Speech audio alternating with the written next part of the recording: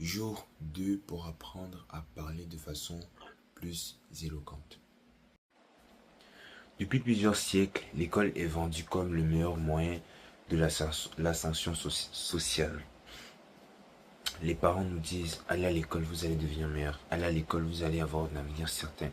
Pourtant, plusieurs arrivent avec des diplômes certifiés, avec des diplômes, des grands diplômes, n'ont pas de travail ou ont de la difficulté à trouver du travail.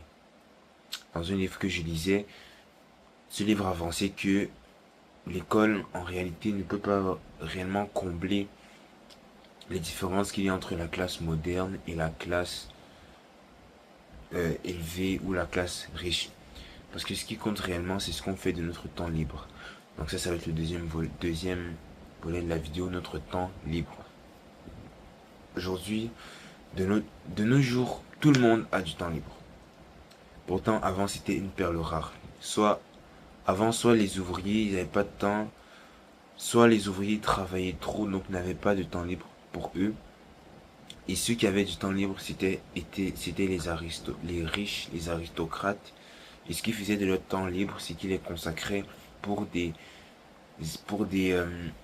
activités sociaux, pour faire partie de la société. Donc si tu faisais pas ça, tu faisais pas partie de la société. C'est un peu le même principe que la chronique des Bridgerton, pour ceux qui ont regardé la série.